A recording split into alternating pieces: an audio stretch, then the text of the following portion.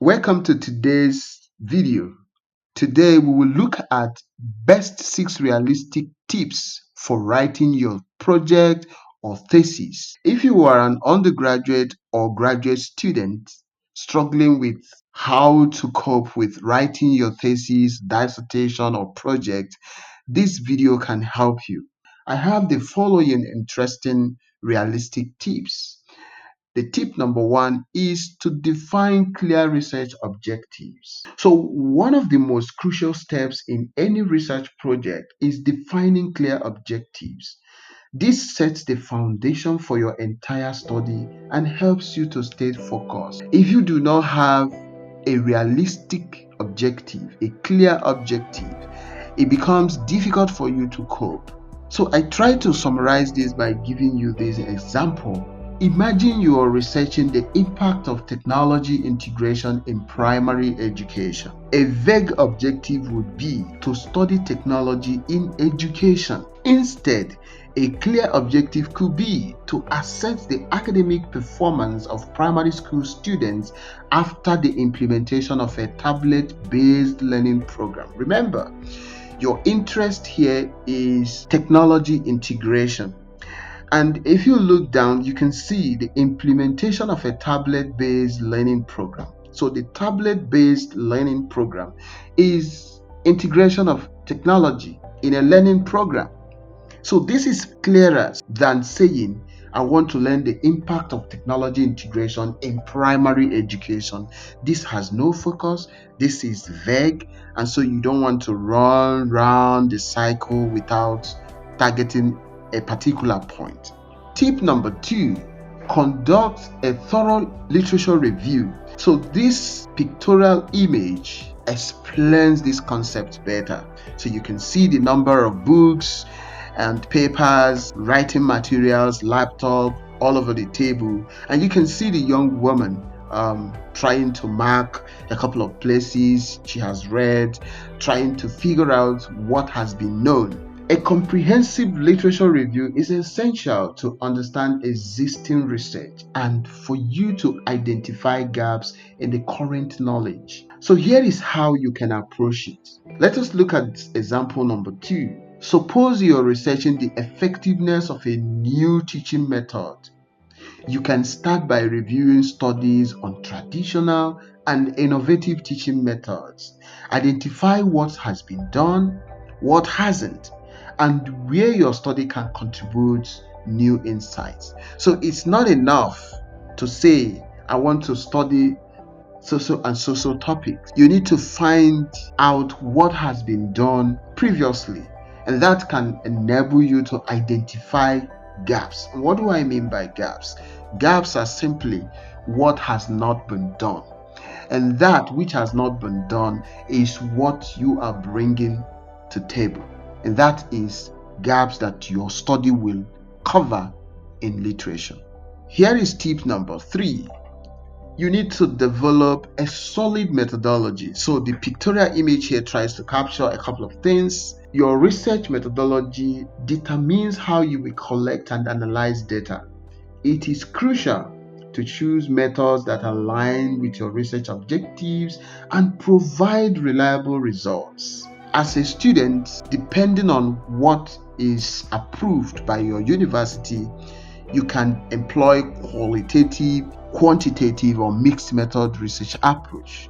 The qualitative research includes the use of interviews, focus group, observations, as the case may be.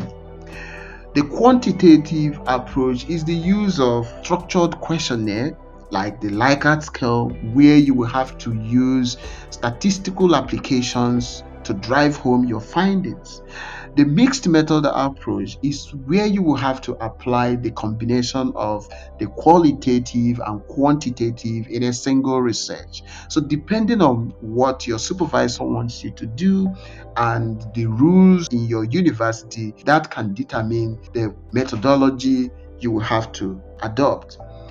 And so I try to summarize this in the example number 3, and I said, if your study aims to compare two groups, like students who use a new study app versus those who don't, outline your sampling method. data collection tools like surveys or tests, and statistical analysis plans such as t-test, ANOVA, or regression analysis. So you need to first of all understand what you want to do. If you want to go the route of quantitative research, so you know here you're going to use structured questionnaire for collecting your data, and then you definitely have to apply 1, 2, or 3 different statistical approaches. So you need to write down ab initio what you want to do, and this will guide you to ensure you have a solid methodology for your research work. Tip number 4,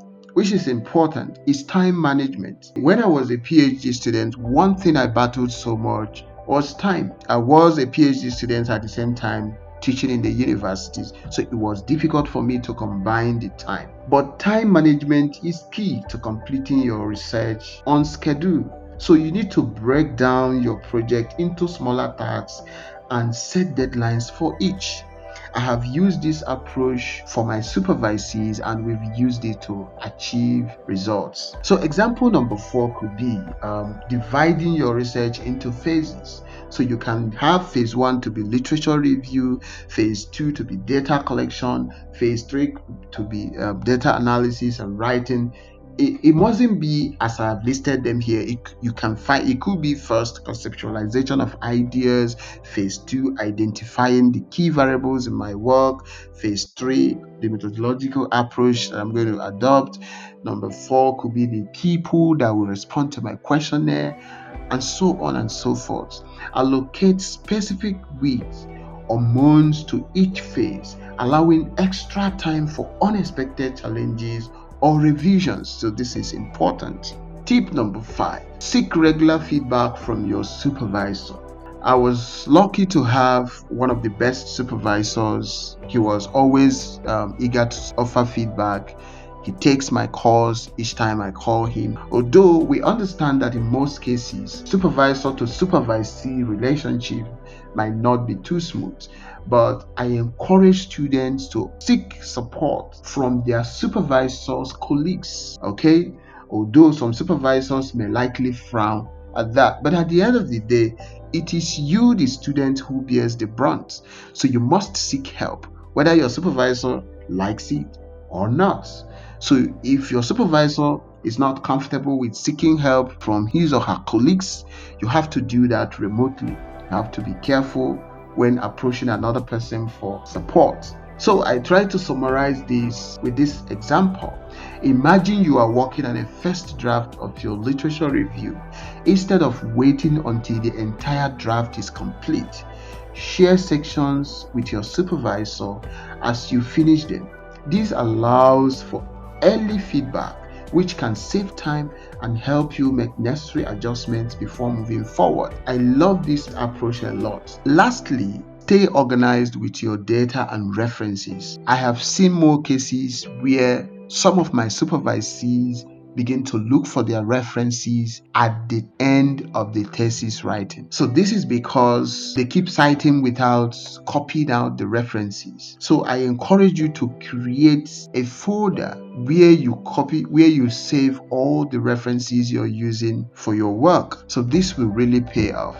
If you don't do that, you are likely going to struggle. I tried to summarize this using this example. Suppose you are conducting interviews for qualitative research using software like Envoivo or well-organized spreadsheet to categorize responses by themes or topics will save you time during analysis. Similarly, using reference management tools like Zotero or EndNote can help you keep track of your sources and easily format citations in your writing. So I hope you find this video helpful.